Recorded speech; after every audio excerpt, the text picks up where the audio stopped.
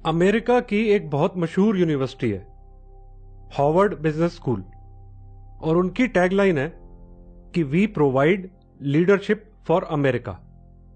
कुछ सालों पहले वहां एक रिसर्च हुई और उसकी जो फाइंडिंग्स थी वो बहुत आई ओपनिंग थी। हार्वर्ड यूनिवर्सिटी ने 100 ऐसे स्टूडेंट्स को चुना जो जब यूनिवर्सिटी में थे तो बहुत प्रॉमिसिंग थे। और क्या प्रॉमिस था उनका कि ये सब के सब जिंदगी में बहुत सफल होंगे और टॉप पर पहुंचेंगे। 10 साल तक उन 100 स्टूडेंट्स की लाइफ को ट्रैक किया गया और क्या पाया कि उन 100 में से 80 जो थे वो अपना प्रॉमिस जो है, अपना पोटेंशियल पूरा नहीं कर पाए। किसी तरह से उनका गुजारा चल रहा था, लेकिन कुल मिला के लाइफ में स्ट्रगल कर रहे थे। और जो बाकी बचे 20 थे उसमें से 15 काफी अच्छा काम कर रहे थे, अच्छी पोजीशन पर पहुंच चुके थे। लेकिन जो बाकी 5 बचे वो एक्चुअली अपना पोटेंशियल पूरा किया उन्होंने और टॉप पर थे।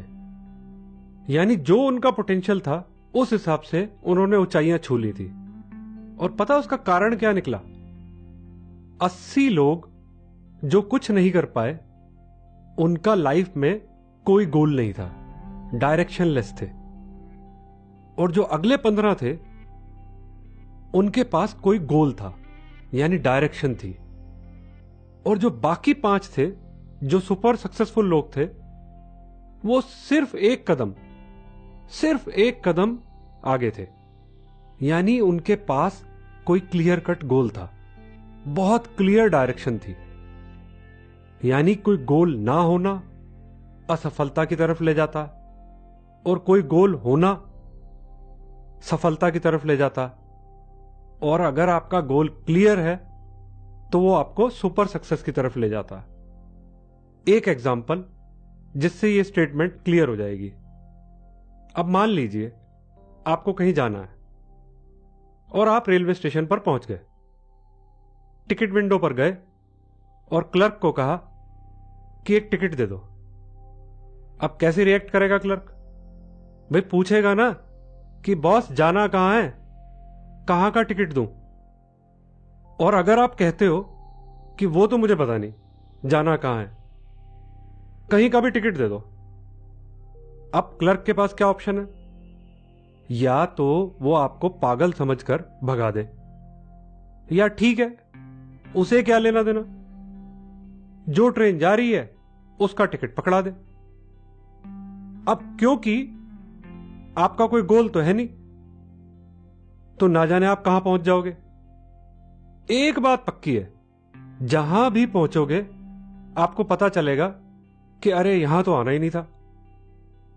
अगर हमें यह पता नहीं है कि जाना कहां है तो यह एक बहुत बड़ी गलती है।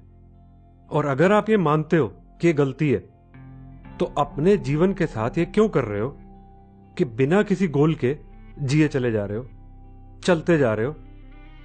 तो कोई कारण नहीं कि इस दुनिया में ज्यादातर लोग डिससेटिस्फाइड हैं। इसी एग्जाम्पल में मान लो कि आप ऐसे व्यक्ति हो कि ऐसे व्यक्ति नहीं हो कि जिसका कोई गोल नहीं है। आपका कोई गोल तो है लेकिन आपका गोल क्लियर नहीं है। तब आप अगर टिकट विंडो पर जाकर क्लर्क को क्या बोलोगे? बोलोगे ना कि एक टिकट दे दो।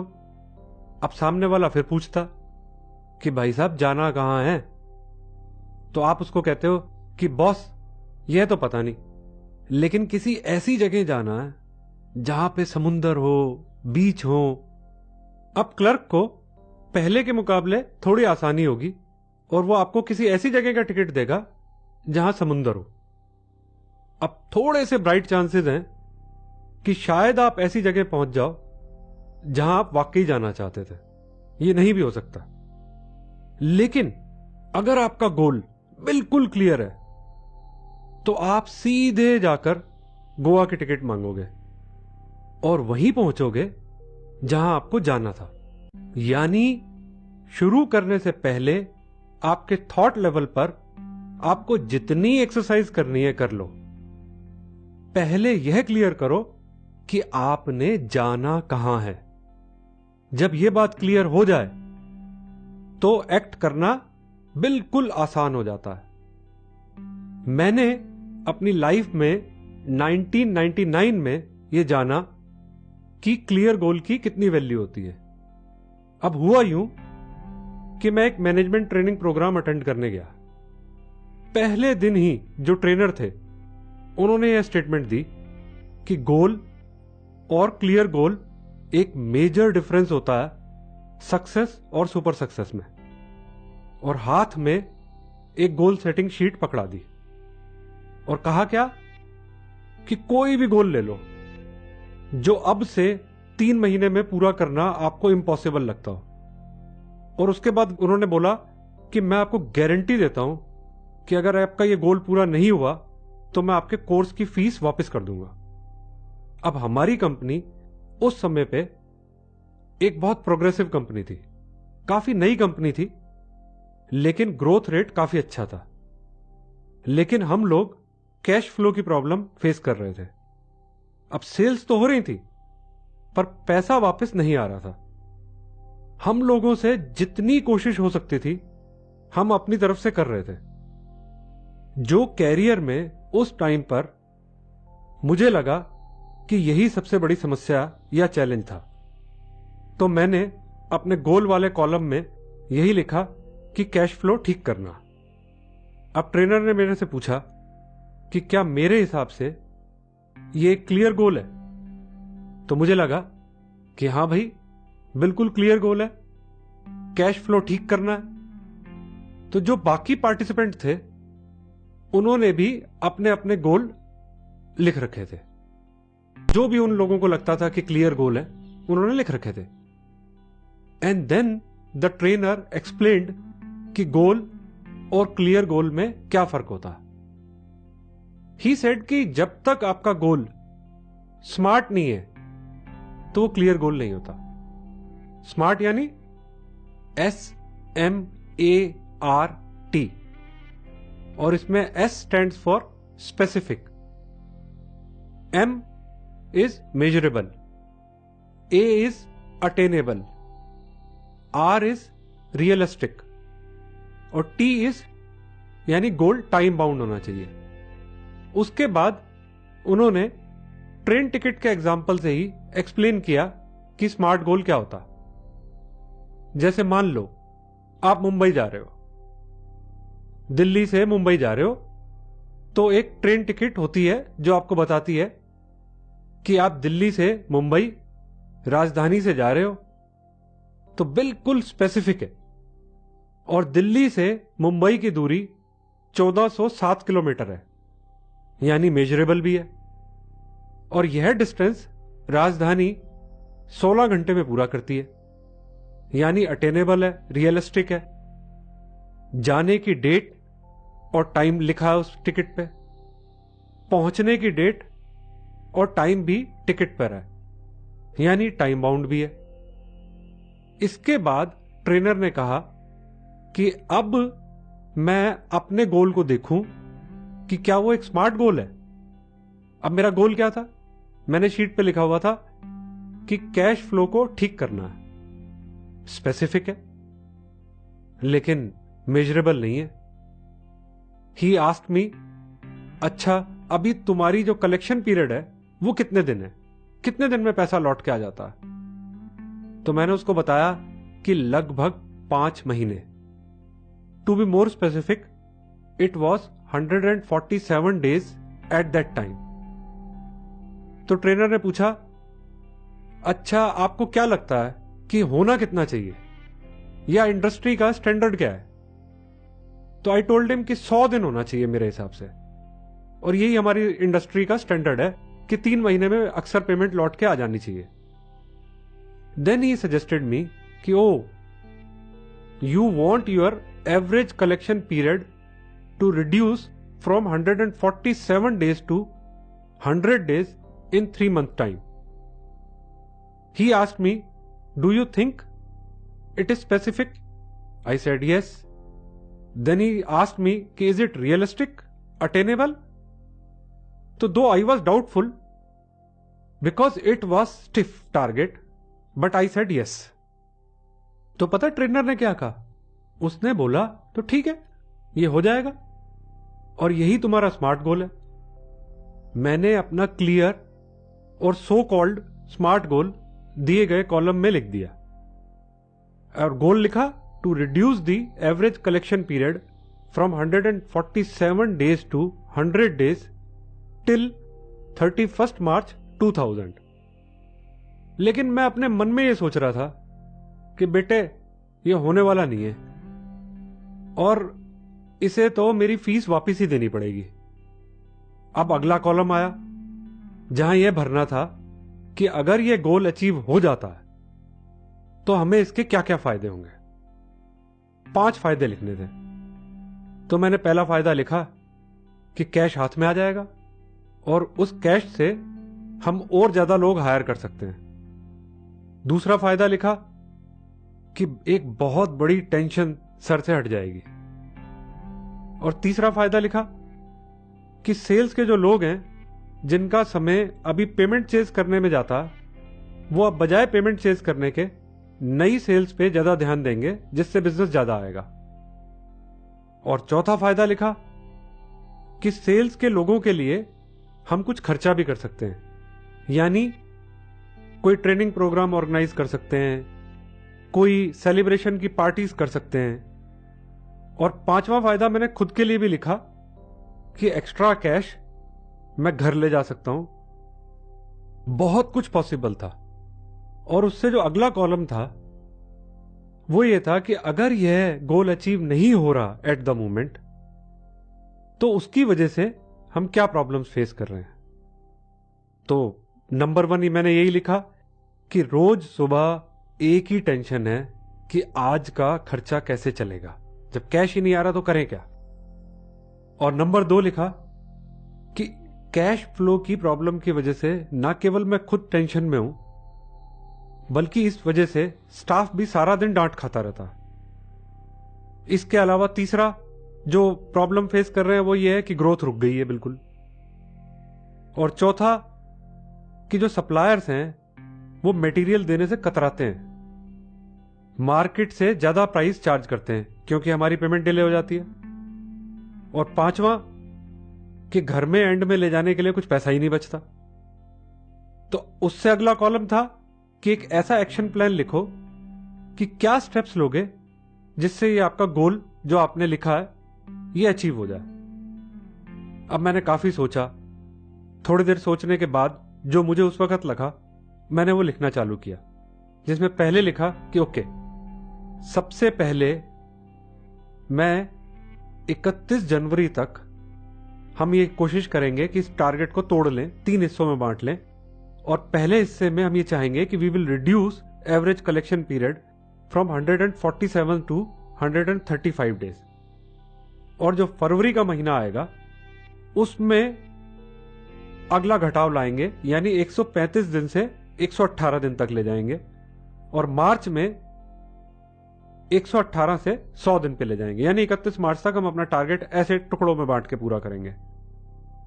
और दूसरा एक्शन स्टेप मैंने लिखा कि एक ऐसी लिस्ट बनाते हैं जिसमें A, B, C, D की ग्रेडिंग कर देते हैं कि A ग्रेड में ऐसे क्लाइंट्स जिनसे हमें कोई प्रॉब्लम नहीं है, जिनका पैसा समय से पहले अपने आप आ जाता, और B में ऐसे क्लाइंट जो थोड़ा बहुत लेट करते हैं, और C में ऐसे क्लाइंट जो लेट कर देते हैं, पैसा तय समय पे नहीं देते और उनको बार बार रिमाइंड करना पड़ता। और D में ऐसे क्लाइंट्स की लिस्ट जो बार बार चेज करने पे भी आराम से पैसा नहीं देते, जिनकी पेमेंट बहुत ज्यादा डिलेड है। और तीसरा एक्शन स्टेप लिखा कि हर रोज 10 से 11 बजे के बीच में इस लिस्ट को रिव्यू करना है कि जो लेट है उसका कारण क्या है और कैसे इसका हल ढूंढे। और फिर चौथा स्टेप लिखा कि हर क्लाइंट को फोन करना है, फैक्स करना है, पर्सनल विजिट की जरूरत है तो पर्सनल विजिट देना है, और अगर किसी सीनियर विजिट की जरूरत है या उसने चेज करना है तो सीनियर विजिट करेगा। और इसके अलावा एक डेडिकेटेड पर्सन ऑफिस से सिर्फ और सिर्फ पेमेंट चेज करने का काम करेगा। और 5वां स्टेप मैंने लिखा कि हर हफ्ते we have to hold a review meeting and senior person from office will go in each and every area and discuss the problem with client to know the real reason. और अगला column था कि मेरे हिसाब से इसमें क्या क्या दिक्कतें आ सकती हैं, जो हमने एक्शन स्टेप लिखे हैं इनके अंदर रुकावट क्या क्या आ सकती है। तो अब रुकावट ही रुकावट थी। तो मैंने पहला कारण लिखा कि जो मार्केट कंडीशंस हैं वो बहुत पुअर हैं और मंदी का दौर चल रहा है। और दूसरा कारण लिखा कि दरअसल हम एक छोटी कंपनी है और मार्केट में कमांडिंग पोजीशन में नहीं है कि हम अपनी पेमेंट टर्म्स को डिक्टेट कर सकें। और तीसरा कारण लिखा क्योंकि हमारी सेल्स ग्रोथ बहुत तेज है तो उस वजह से कलेक्शन में टाइम देना बहुत मुश्किल हो जाता है। और चौथा कारण लिखा अब क्योंकि मार्केट में कंपटीशन बहुत है तो जो क्लाइंट हैं वो काफी डिमांडिंग है। और ये सारे वो रीजंस थे जो हमारे सेल्स के लोग हमें देते थे और बताते थे कि इस वजह से हमारा कलेक्शन पीरियड पुअर चल रहा है। और जो अगला कॉलम था कि जो दिक्कतें हमें आ रही हैं मेरे हिसाब से उसका हल क्या है। तो मैंने फिर हल भरना चालू किया कि आइडियली मैं देखूं तो हल क्या होना चाहिए। तो अगर हम ये कहते हैं कि मार्केट कंडीशंस पुअर हैं तो मैंने उसका हल ये लिखा कि मार्केट कंडीशंस कैसी भी हों, हर मार्केट में हर समय अच्छे क्लाइंट होते हैं, अच्छा पेमेंट मास्टर होता है, हमेशा होता है। और उसी तरह से बुरे पे मास्टर या बुरे क्लाइंट भी होते हैं। अब क्योंकि हमारी ग्रोथ अच्छी है तो इसी मार्केट में जो डी ग्रेड के क्लाइंट हैं यानी जिनकी पेमेंट बहुत ज्यादा डिलेड आती है, या तो वो अब हमारी टर्म्स पे काम करेंगे, अदरवाइज हम उन्हें छोड़ देंगे। ऐसी कोई सेल नहीं चाहिए जिसको पेमेंट चेज करने में हमारा समय जरूरत से ज्यादा खराब होता हो। उन्हें चेज करने की बजाय वही टाइम अगर हम नए और अच्छे क्लाइंट्स ढूंढने में लगाएंगे तो वो ज्यादा प्रोडक्टिव होगा। और दूसरा हल मैंने अपने हिसाब से लिखा कि हम एक छोटी कंपनी है, माना ये बात ठीक है कि हम एक छोटी कंपनी है, लेकिन छोटी कंपनी के बारे में अपने आप को मानना या सोचना ये एक माइंडसेट है। क्लाइंट दरअसल हमसे तभी काम करता है जब उसे हमारे प्रोडक्ट या सर्विसेज अच्छे लगते हैं। तो कोई कारण नहीं कि हम उससे बिना बात पे डरें या दबें। नंबर 3, ऐसी सेल्स ग्रोथ का क्या फायदा जो ऑर्गेनाइजेशन को डिमोरलाइज कर देती हो और जो सारे स्टाफ को डिमोटिवेट कर देती हो। तो सेल्स ग्रोथ चाहे घट जाए लेकिन हमें अच्छे क्लाइंट चाहिए। और चौथा लिखा कि चाहे मार्केट में कितना ही कंपटीशन हो, हम सिर्फ अपना हक मांग रहे हैं। यानी अगर क्लाइंट हमें दबाने की कोशिश करता तो हम सिर्फ ये कह रहे हैं कि जो आपने परचेज ऑर्डर में जो पेमेंट टर्म्स लिखी हैं कि उसके हिसाब से आप उसको ऑनर करो। और अगर क्लाइंट अपनी टर्म्स को ऑनर नहीं करता तो उसे हमें कंपटीटर के लिए छोड़ देना चाहिए। सेल्स स्टाफ को बुलाकर यह सब कुछ कम्युनिकेट कर दिया। हर सेल्स हेड को स्पेसिफिक गोल, स्मार्ट गोल दिया और बताया कि कैसे ये किए बिना हम सबका कितना नुकसान हो रहा है। अगला कॉलम था गोल को मॉनिटर करना। To be more specific, progress को मॉनिटर करना। जो 3 महीने का स्मार्ट गोल था उसे छोटा करके हमने पहले 1 महीने के स्मार्ट गोल पर लाया। 1 महीने वाले स्मार्ट गोल को वीकली स्मार्ट गोल बनाया और वीकली को छोटा करके डेली स्मार्ट गोल बनाया। पूरी सेल्स टीम के स्मार्ट गोल से ग्रुप स्पेसिफिक स्मार्ट गोल बनाया और ग्रुप से स्पेसिफिक पर्सन का स्मार्ट गोल बनाया। यानी अब हर किसी का गोल बिल्कुल स्पेसिफिक था और स्मार्ट था। और हर ग्रुप को, इंडिविजुअल को, क्लाइंट को डेली बेसिस पे मॉनिटर करने का मैकेनिज्म बना दिया ताकि प्रोग्रेस को मेजर किया जा सके। अगला कॉलम था एफर्मेशन और विजुअलाइजेशन का। अगला कॉलम था एफर्मेशन और विजुअलाइजेशन का। एफर्मेशन दरअसल यानी हमारा बिलीफ सिस्टम जो है, बिलीफ सिस्टम ऐसा बिलीफ सिस्टम जो एक्शन स्टेप्स लेने में रोड़े अटकाता है। एफर्मेशंस एक बीज है, एक पॉजिटिव बीज, एक ऐसी स्टेटमेंट जो बताती है कि आप अपने गोल को अचीव कर सकते हो। अब क्या एफर्मेशंस बनाई थी हमने पिछले चैप्टर के अंदर? इसी गोल को अचीव करने के लिए वो सेम एफर्मेशन चाहिए। पहली एफर्मेशन थी आई कैन डू इट, और दूसरी एफर्मेशन क्या थी? आसान है। और तीसरी एफर्मेशन क्या थी? कि I am a responsible person, जो मैं अपने हिस्से की कमिटमेंट कर रहा हूं, मैं इसे पूरा करूंगा। हर पर्सन कंसर्न को इन एफर्मेशंस को दिन में 10-10 बार दोहराना था। और विजुअलाइजेशन क्या होता? विजुअलाइजेशन होता है कि आपका तय किया हुआ क्लियर और स्मार्ट गोल रोज आपकी नजरों के सामने होना चाहिए। बॉस, रिटर्न गोल में बहुत दम होता है। अगर इसका उदाहरण देखना हो तो एक शादी के कार्ड को देखो।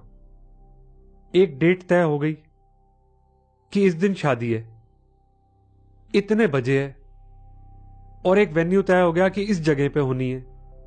फिर सारी की सारी जो एक्टिविटीज हैं उस कार्ड के साथ चलती हैं।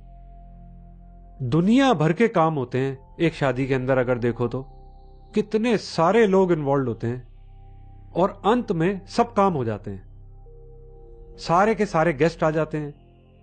मैंने आज तक एक भी शादी को इसलिए कैंसिल होते नहीं देखा कि अरे क्या करें, काम ही खत्म नहीं हुआ। इसलिए बहुत जरूरी है कि आप अपना गोल लिख लो, और वो गोल रोज आपकी आंखों के सामने होना चाहिए। यानी हम लोगों ने क्या किया कि गोल के प्रिंट आउट निकाले, जो गोल कहता था to reduce the average collection period from 147 days to 100 days by 31 March. Office में हर जगह चिपका दिए, इवन बाथरूम में भी चिपका दिए। और उस पर्टिकुलर टाइम पे जो कंप्यूटर्स थे जितने भी हमारे ऑफिस में, हर कंप्यूटर की जो स्क्रीन सेवर था उस पे भी वही गोल रिफ्लेक्ट हो रहा था। हर सेल्स हेड को और इंडिविजुअल को उनके उनके स्मार्ट गोल का प्रिंट आउट पकड़ा दिया कि जाओ चिपका दो इसको। जैसे ही मैंने ये शीट कंप्लीट की तो पता क्या हुआ कि मुझे पता था कि ये गोल अचीव हो जाएगा और मुझे फीस पे करनी पड़ेगी। और यही हुआ। 31 मार्च 2000 को हमारा एवरेज कलेक्शन पीरियड 147 से 103 डेज हो गया। और यही कल्चर इतने साल बाद भी आज भी हमारी कंपनी में एप्लीकेबल है। यानी कंपनी का सेल्स टारगेट जो है वो एक स्मार्ट गोल है, जो पेमेंट कलेक्शन है वो भी एक स्मार्ट गोल है, और तीसरा जो मेन पिलर होता है वो ये कि एक्सपेंसेस जो हैं वो भी एक स्मार्ट गोल है। यानी अपने अपने गोल बनाओ, ऐसे गोल बनाओ जो आपको इस स्टेज पर इम्पॉसिबल लगते हो। लेकिन अगर आप गोल सेटिंग शीट में जो लिखा है उस स्टेप्स पर काम करोगे तो आपकी प्रोडक्टिविटी एक नई ऊंचाइयों को छुएगी।